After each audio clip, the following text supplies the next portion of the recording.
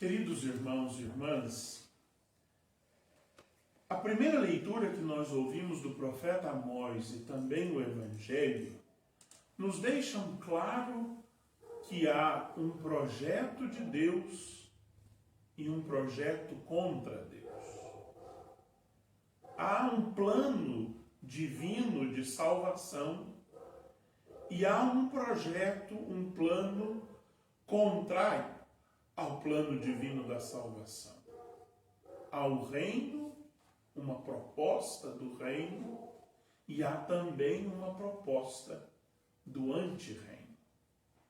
No Evangelho, essa proposta do antirreino é interpretada, é personalizada naqueles que se opõem a Jesus. Jesus quer curar, mas existem pessoas que não querem que ele cure, que preferem que ele siga a lei, que ficam procurando pelo em ovo, que ficam procurando algo em Jesus para denegrir, para que ele não seja confiável aos seus discípulos e especialmente às multidões. Mas o projeto de Deus não é um projeto como outro qualquer. O projeto de Deus, embora ele se realize na nossa história e perdure para a eternidade, ele é soberano. Embora ele esteja aqui entre nós, condicionado aos limites da nossa história, a sua eternidade o torna soberano. Nós podemos até não conseguir realizar o reino de Deus aqui na terra, mas ele já existe realizado no céu. Então ele não é só uma proposta, ele é uma proposta soberana. Ele é uma proposta que nós sabemos vai existir de qualquer forma, porque na eternidade ele já existe. E isso Jesus demonstra. Ele diz: vocês ficam preocupados se eu digo os teus pecados estão perdoados? Então tá bom, eu digo como vocês querem. Pegue a tua cama, levanta-te e vai. O que importa é que o reino de Deus aconteça. O que importa é que aquele paralítico, que ninguém olhou por ele, encontre quem olhe por ele, quem sem se preocupar com a meia palavra ou com a outra palavra, com a lei ou com a falta da lei, cuide das pessoas que sofrem, devolva a dignidade e a salvação a quem precisa.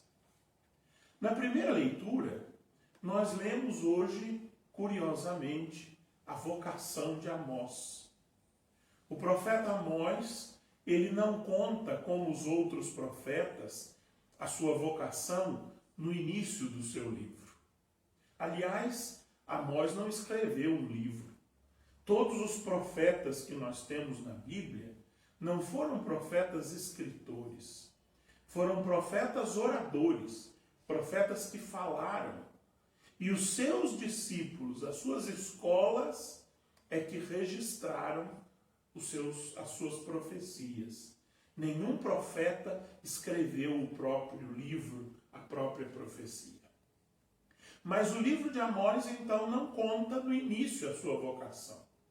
Amós começa a sua vocação, a sua ação profética e vai desenvolvendo a sua ação profética, porém, quando ele chega ao santuário de Betel, ele aí encontra uma forte oposição. Por quê? Porque Amós está pregando, depois da divisão do reino de Israel, depois da morte de Salomão, quando o reino de Israel se divide em dois, um governado por Roboão, filho de Salomão, e outro coordenado, regido por Jeroboão, que era o comandante do exército. Amós está profetizando em Betel, e ali está a corte do rei. E Amós está dizendo, esta divisão dos reinos não é conforme a vontade de Deus. Por isso, Jeroboão vai cair pela espada. E Jeroboão, ouvindo que Amós profetizava contra ele, manda mensageiros a Amós dizendo: olha, eu não quero me opor a você, mas não fique profetizando aqui não. Vai profetizar em Judá. Vai profetizar lá na outra parte do reino. Né? Eu deixo você tranquilo, você vai lá para o outro rei, já que nós dividimos o reino, e você profetiza lá. E é aí, diante da oposição, diante da afronta que Amós encontra, é que ele vai revelar como foi a sua vocação. E Amós diz: não, eu vou profetizar aqui. E por que é que eu vou profetizar aqui? Porque eu não sou um profeta profissional. Eu não sou alguém que é filho de profeta, que faz profecia para viver. Não. Eu sou um vocacionado. Eu era pastor de ovelhas e cultivava sicômoros. Uma espécie de palmito, uma planta parecida com um coqueiro. Amós era um agricultor, um pecuarista, um homem simples lá do campo, que vivia cuidando do gado e da sua plantação de sicômoros, quando Deus foi ao encontro do homem simples e disse a ele: vai profetizar em Betel, e vai profetizar contra o rei, e vai dizer a ele que aquilo que ele está fazendo não é conforme o projeto de Deus. É quando encontrou resistência que Amós revelou a sua vocação. E Amós continuou ali firme. E ele vai, nós vamos ouvir ainda muitos dias o profeta Amós, ele vai profetizar com muita clareza, com muita força, chamando as elites do reino de Israel de vacas de Bazã e coisas assim muito fortes. Por que é que o profeta tem certeza? Por que é que o profeta tem segurança? Porque ele foi chamado por Deus. A sua vocação é o fundamento da sua missão.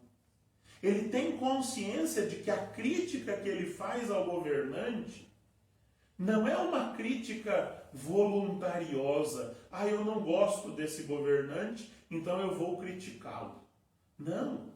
A crítica que o profeta faz ao governante vem da sua vocação. Ele foi comprometido por um chamado do próprio Deus com um projeto. E ele não pode se calar diante do anteprojeto. Ele foi comprometido por uma vocação que nasce de Deus e vai ao encontro dele como um projeto de um reino onde todos tenham vida e vida plena. E ele não pode se calar diante do antirreino, onde só alguns têm vida à custa da morte dos outros. Foi assim com Amós, foi assim com Jesus e é assim com os profetas de hoje. Todos os profetas de todos os tempos foram chamados por Deus para condenar, para trazer às claras, para desmascarar os projetos contrários ao projeto de Deus e anunciar o projeto de Deus. O que é que Deus quer? Qual é o direcionamento de Deus para que a organização do povo, do mundo, da sociedade conduza à felicidade de todos e não apenas de alguns. Mas o profeta nunca é compreendido. Todos os profetas foram martirizados. Jesus foi martirizado. Todos os apóstolos foram martirizados. E hoje, quantos e quantos profetas são ainda martirizados por causa do seu compromisso com o reino?